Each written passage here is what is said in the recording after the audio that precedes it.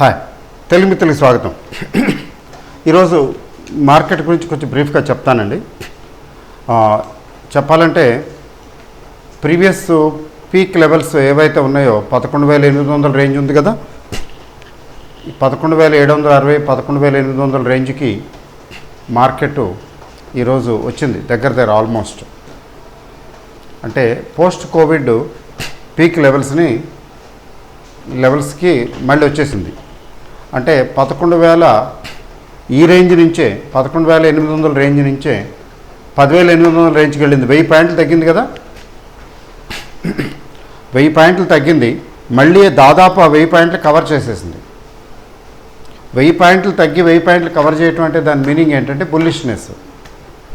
నార్మల్గా 1000 పాయింట్లు తగ్గి 400 పాయింట్లు 500 పాయింట్లు కవర్ చేసేసి మళ్ళీ తగ్గింది అనుకోండి, బేరిష్నెస్. పూర్తిగా కవర్ చేసిందంటే దీన్ని సర్పాస్ చేసే అవకాశం కూడా ఉంది. చేస్తుందో లేదో దట్స్ డిఫరెంట్ స్టోరీ. అంటే బుల్లిష్గానే ఉంది, బుల్లిష్నెస్ కంటిన్యూ అవుతున్నది. అయితే మరి 12,000 అండ్ అబోవ్ వెళుతుందా అంటే, ఇది క్రాస్ అయితే 11,800 సక్సెస్ఫుల్గా క్రాస్ అయితే మాత్రం షార్ట్ కవరింగ్ హెవీగా వచ్చేస్తుంది. కొంచెం భయం కూడా రావచ్చు. దానివల్ల ఇప్పుడు ఫర్దర్ న్యూ పీక్స్కి వెళ్ళొచ్చు. న్యూ పీక్స్కి వెళ్ళటం అంటే ఇంతకుముందు 12,400 ఉంది, ఇది హయ్యెస్ట్ ఎవర్. 12,400 ఆ రేంజ్కి వెళ్ళొచ్చు, లేదా 12,000 వరకనే అట్లీస్ట్ క్రాస్ అవ్వచ్చు. That we don't know.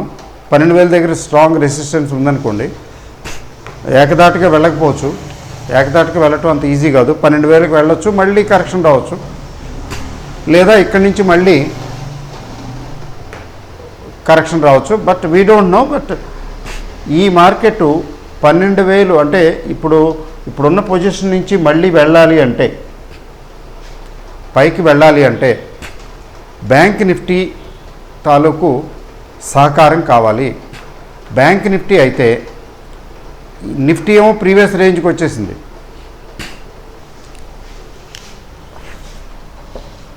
Bank Nifty బొటాబటిగా 23,000 ఉందండి. ఒకప్పుడు పీక్ ఎంత?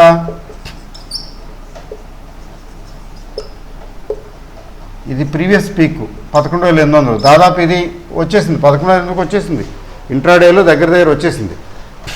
కానీ ఇది 25,000 పీక్ అయితే ఇది 23,000 ఉంది. అంటే ఈ గ్యాప్ చూడండి, 2,000 పాయింట్లు. అంటే bank Nifty is dragging. Bank Nifty కానీ ఇలా డ్రాగ్ చేసి ఉండకపోతే ఇప్పటికే ఇది 12,000 దగ్గర ఉండేది. Because of Reliance, TCS etcetera. TCS మంచి రిజల్ట్స్ ఇచ్చింది. తర్వాత బైబ్యాక్ ఆఫరు, మంచి రిజల్ట్స్ బైబ్యాక్ ఎప్పుడైతే వచ్చాయో ఇక ఆ షేర్ని కొనేటి మొదలుపెట్టేశారు జనం. ఈసారి చెప్పాలంటే, ఈసారి ర్యాలీలో రిలయన్స్, మొదటేమో రిలయన్స్ కాంట్రిబ్యూట్ చేసింది, ఈసారి ఏమో టీసీఎస్ కాంట్రిబ్యూట్ చేసింది ఎక్కువ. టీసీఎస్, ఇన్ఫోసిస్ లాంటివి. సో చాలా సింపుల్గా చెప్పాలంటే ఐటీ ఫార్మా బాగాలాగే. So let us wait and see. ఈ 23 నుంచి 25,000కి వెళ్ళిందా? ఇది 12,000 తథ్యం. 12,000 దాటిపోవటం తథ్యం. ఇది బ్యాంక్ నిఫ్టీ క్రాస్ కాకపోతే కొంచెం అతి కష్టం మీద 12,000కి చేరొచ్చు. అంటే జనరల్గా ఏంటంటే మార్కెట్ సైకాలజీ, బుల్ ఆపరేటర్స్ ఏం చూస్తారు? ఇప్పుడు ఆల్రెడీ పెరిగిపోయినాయి, ఇంకెంత పెంచుతారు? ఇంకా పెరగవలసినవి ఏమున్నాయి, పెరగకుండా ఏమున్నాయి అవి చూసుకుంటారు. పట్టండ్రా ఇవి కూడా పట్టేద్దాం, ఇవి పెరగలేదు కదా అంటారు. వీటిని కూడా పట్టేస్తారు, లేపేస్తారు పైకి. లేపేసిన తర్వాత అప్పుడు ఆల్రెడీ పెరిగిన, ఇంతకుముందు పెంచినవి ఉన్న వాటిలో ప్రాఫిట్ బుకింగ్ చేసుకుంటారు. అట్లా తీసుకున్నట్లయితే ఇప్పుడు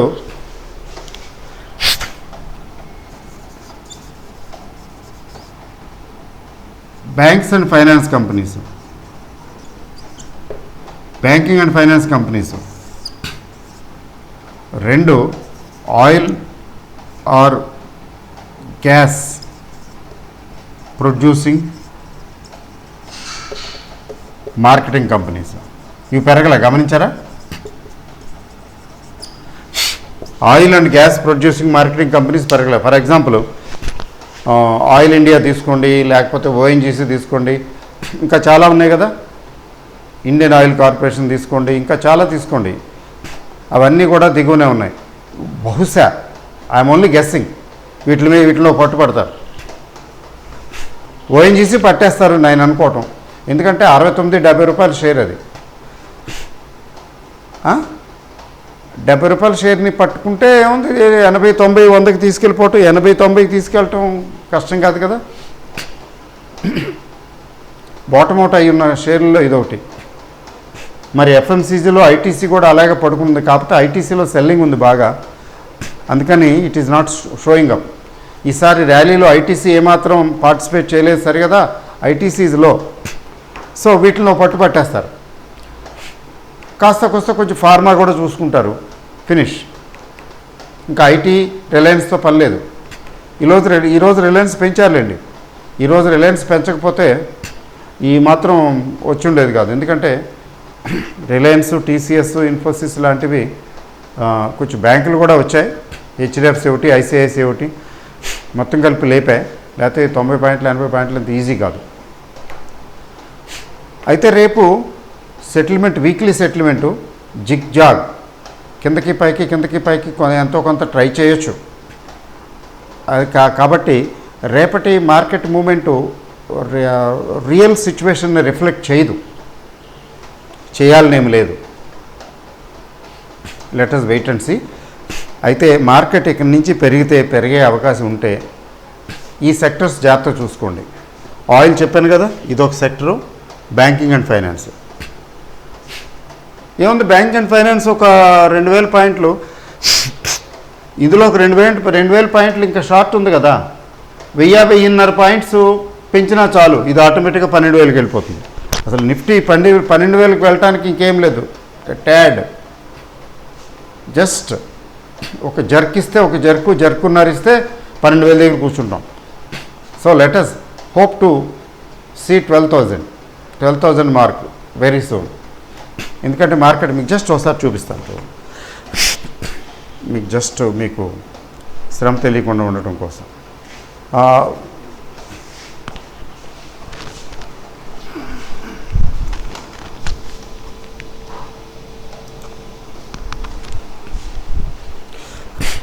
చూడండి ఒకసారి, నిఫ్టీ హెకినాషిలో చూపిస్తున్నాను, ఎందుకంటే ట్రెండ్ తెలుస్తుంది.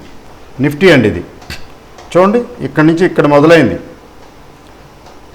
ఇక్కడి నుంచి ఇది 10,800 రేంజ్ కదా, ఇక్కడి నుంచి 1000 పాయింట్లు తగ్గింది, ఆ 1000 పాయింట్లు కవర్ చేసేసింది. ఇక్కడి నుంచి ఈ పర్టికులర్ పాయింట్ నుంచి 1000 పాయింట్లు తగ్గింది, ఇక్కడి నుంచి ఇక్కడ వరకు 1000 పాయింట్లు, మళ్ళీ ఆ 1000 పాయింట్లు కవర్ చేసేసింది.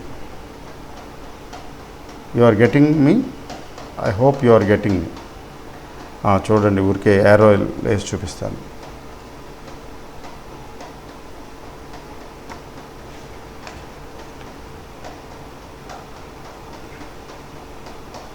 చూడండి, ఇది హై పాయింట్, అక్కడి నుంచి ఇక్కడికి వచ్చింది.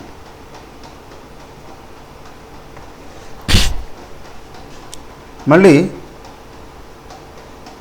ఇక్కడి నుంచి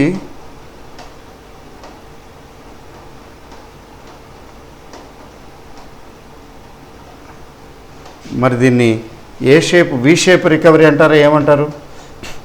ఎక్కడి నుంచి వచ్చిందో అక్కడి నుంచి మళ్ళీ అక్కడికి వెనక్కి వచ్చేసింది. అంటే చాలా స్ట్రాంగ్ ఫుటింగ్ ఉంది. There is buying. నిఫ్టీ 50 స్టాక్స్లో బయింగ్ ఉంది స్ట్రాంగ్గా. అంటే ఫాస్ట్ రికవరీ ఎక్స్పెక్ట్ చేస్తున్నారనమాట ఎకానమీలో, మార్కెట్లో. అది ప్రాక్టికల్గా ఏమవుతుంది అనేది that's a different story. So ఇది మరి బ్యాంక్ నిఫ్టీ అండి, you are able to see this కదండి. ఈ పీక్ నుంచి లోకి వచ్చింది కదా, మళ్ళీ లో నుంచి మళ్ళీ కవర్ అయిపోయింది కదా. ఓకే అండి, కవర్ అయిపోయింది కదా, దగ్గర అంటే ఎగ్జాక్ట్గా లేదు, అది రేపు ఎంతసేపులండి, రేపు వచ్చేయచ్చు. అదే బ్యాంక్ నిఫ్టీ చూడండి,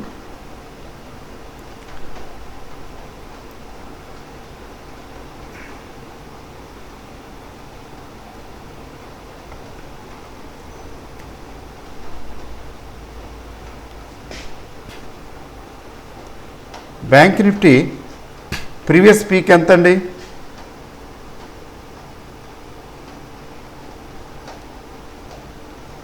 25,000. 25,000 టచ్ అయింది. కానీ 25,000 టచ్ అయ్యి ఎక్కడి వరకు దిగింది? ఇది 25,000 పాయింట్. ఈ 25,000 పాయింట్ నుంచి ఇక్కడి వరకు వచ్చింది. 20,000 చిల్లర 20,000 రేంజ్కి వచ్చేసింది. 5,000 పాయింట్ల దగ్గర తగ్గింది. It's not a joke. అంటే నిఫ్టీ కంటే కూడా బ్యాంక్ నిఫ్టీ ఎక్కువ తగ్గింది. అయితే ఇక్కడి నుంచి మళ్ళీ కవర్ చేసింది కదండి. 23,000. అంటే ఇప్పుడు చూడండి ఈ డిఫరెన్స్ చూడండి బ్యాంక్ నిఫ్టీకి నిఫ్టీకి. అంటే banking stocks are still dragging Nifty. లేకపోతే నిఫ్టీ ఎప్పుడో 12,000కి వెళ్ళిపోయింది. ఎంత తగ్గింది, ఎంత రికవర్ అయింది. ఇప్పుడు ఇది రికవర్ అయితే 24,000కి కనీసం వెళ్తే, you are getting my point. 24,000కి కనీసం ఇది వెళ్తే ఆటోమేటిక్గా అది 12,000. Nifty will be 12,000. So bet on bank stocks. ఈ బుల్లిష్నెస్ కంటిన్యూ అయితే బ్యాంక్ స్టాక్స్ పెరుగుతాయి. ప్లస్ ఇంతకుముందు పెరగని ఏమైనా ఉంటే ఇప్పుడు పెరుగుతాయి. అది clue. I have given a very very important clue. మీకు ఎంతమందికి ఉపయోగపడుతుందో నాకు తెలియదు. తర్వాత ఫైనల్గా వేదాంత గురించి మాట్లాడతాను. వేదాంత డీలిస్టింగ్. నాకు మెసేజ్లు వస్తున్నాయి, కాల్స్ వస్తున్నాయి దాని గురించి. వేదాంత డీలిస్టింగ్ గురించి నిన్నటి వీడియో చూడండి వాళ్ళు తప్పనిసరిగా. ఈ శుభలేఖలు మీ అందరికీ వచ్చి ఉంటాయి. వచ్చాయండి.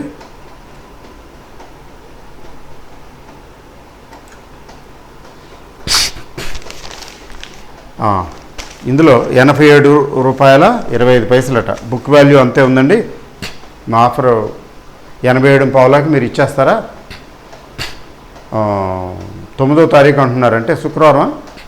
9వ తారీఖు వర్కింగ్ అవర్స్ కల్లా మీరు ఫినిష్ చేసేసి ఇచ్చేస్తే మేము తీసి పట్టుకుపోతామండి. ఆయన పాపం లండన్ పట్టుకుపోతాడు. అనిల్ అగర్వాల్ గారు అయితే ఆ లండనే పట్టుకుపోతాడు. ఎందుకంటే ఆయన బేస్ లండనే. బేసిక్గా ఈజ్ ఎన్ఆర్ఐ అని చెప్పడం కంటే కూడా బ్రిటిష్ సిటిజన్ అని చెప్పాలి. ఇప్పుడో వెళ్ళిపోయాడు ఆయన ఇంగ్లాండ్. ఇవన్నీ పట్టుకుపోదామని. ఈరోజు మార్కెట్ చూసారా, భయంకరంగా పడేశారు. ఇంకేముంది, ప్యానిక్ సిచ్యువేషన్ క్రియేట్ చేయడం. ఇప్పటి వరకు మీరు గమనించారో లేదో, ఇప్పటి వరకు కంపెనీ వర్గాలు కూడా, నా అనుమానం కంపెనీ డైరెక్ట్గా ఇన్వాల్వ్ అవ్వదు కదా. అందులో చాలా సీనియర్లు, వాళ్ళకి బాగా తెలుసు. కంపెనీ వర్గాలు కొంత పెట్టుకున్నాయి. ఎందుకని మంచిదని. మరీ ఎక్కువ పెరగకుండా జాగ్రత్తగా కొనుక్కుంటూ వచ్చా. ఏదో మొత్తానికి ఒక స్టేజ్కి 140 రూపాయల దాకా తీసుకొచ్చారు. ఇప్పుడు కొట్టుపాడేయండి. అమ్మేస్తే ఎంతకోకంతకులాగా అమ్మేస్తే ఒకటేమో బుక్ వాల్యూస్ ఇంపైర్మెంట్ అన్నారు, అదన్నారు, బుక్ వాల్యూస్ పడేశారు. 140, 150, 160 రూపాయల బుక్ వాల్యూ, 180, 160 రూపాయల బుక్ వాల్యూని 87 రూపాయలకి తీసుకొచ్చారు. ఆల్మోస్ట్ బుక్ వాల్యూస్ సగాన్ని తెచ్చేసి ఇప్పుడు ఫటాఫట్ అమ్మిచ్చేస్తున్నారు మార్కెట్లో. అది నా అనుమానం. మార్కెట్లో అమ్మేస్తుంటే చిన్న ఇన్వెస్టర్లు, మనం అంతా చిన్నవాళ్ళమే కదా, గలిబుల్ ఇన్వెస్టర్స్ అంటాము. 87 రూపాయలు ముందు ఇది చూసి కొంత చదివి ఓపిక్గా తీరిగ్గా చదివి 87 రూపాయల పావులు 87 పావులకు కొనేస్తానంటున్నాడే. లేకపోతే తర్వాత ఇది కూడా ఈ డబ్బులు కూడా రావేమో. ట్రేడ్ అవ్వదు కదా, అది మాత్రం ఫ్యాక్టే. డీలిస్టింగ్ అయిపోతే సక్సెస్ఫుల్గా 90% వీళ్ళు ఎక్వైర్ చేయగలిగితే. సో ఫటాఫట్ పడేశారు. నాకు ఎవరో ఫోన్ చేశారో మెసేజ్ పెట్టారో నేను చూస్తే అప్పుడు 120, 121 ట్రేడ్ అవుతుంది. గబుక్కుని కొంత కొనేసాను, కొంత క్వాంటిటీ. నేను ఎక్కువలో ఉన్నాయి, నేను యావరేజ్ చేశాను ఒక రకంగా చెప్పాలంటే. తర్వాత ఇంకొంచెం సేపు ఆగి చూస్తే 117 రూపాయలు కనిపించింది. మరొకసారి కొందామా, ఇంకోసారి ఏముంది కొనేద్దాం, కొనిపారేద్దాం అని అనుకున్నాను. కానీ సరే వీళ్ళు ఈ డ్రామా రేపు కూడా చేస్తారేమో కదా. ఈ డ్రామా 87 రూపాయలు కదా చూపిస్తున్నారు ఒక ఇన్వెస్టర్కి, భయపెడుతున్నారు కదా, ప్యానిక్ సిచ్యువేషన్ క్రియేట్ చేస్తున్నారు కదా. రేపో 10% పడేస్తారేమో చూద్దాం. రేపు 10% పడేశారనుకోండి, ఏ 110 109 అంటారు, మళ్ళీ రేపు కొనుక్కుంటాను అలా అనుకుంటే, సరే ఎందుకులే అంత కంగారు పడి ఇదైపోవటం ఎందుకులే కానీ ఇమోషనల్గా, సరే రేపు తగ్గిస్తే మళ్ళీ ఇంకోసారి కొందాంలే అని ఆగాను. రేపు తగ్గిస్తే రేపు కొంత కొంటాను. ఒక 10% ఆ రేంజ్లో 7-8% to 10% రేంజ్ అయితే, మరి 2% 3% అయితే పర్లేదులేండి, వదిలేస్తాను. I don't participate. రేపు కాకుండా ఎల్లుండి కూడా ఉంది. ఎల్లుండి అంటే ఫ్రైడే వర్కింగ్ అవర్స్ అనుకుందాం. సో రేపు ఎల్లుండి తగ్గించారనుకోండి, ఐ విల్ బై. నేను ఈ ఆఫర్కి ఏమీ జవాబు ఇవ్వటం లేదు. I'm not going to cell, I'm not going to surrender. 180-200 range నాకు నచ్చితే 180-200 రేంజ్కి వాడు తీసుకునేటట్టయితే ఇస్తాను. లేకపోతే పర్వాలేదు, ఈ 100-120 రూపాయలు 140 రూపాయల రేంజ్ నాకు ఆమోదయోగ్యమే, చక్కగా పెట్టుకుని ఉంటాను. I will continue to be a shareholder of this company forever, minority share హోల్డర్గా. నా కోసం ఏం కాదు కదా బిజినెస్, వాళ్ళ కోసం చేసుకుంటారు కదా.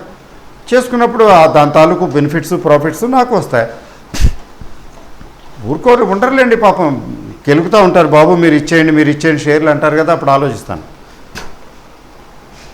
బ్యాలెన్స్ షీట్లో లాసులు చూపించడం చాలా ఈజీ అండి ఇలాంటివి.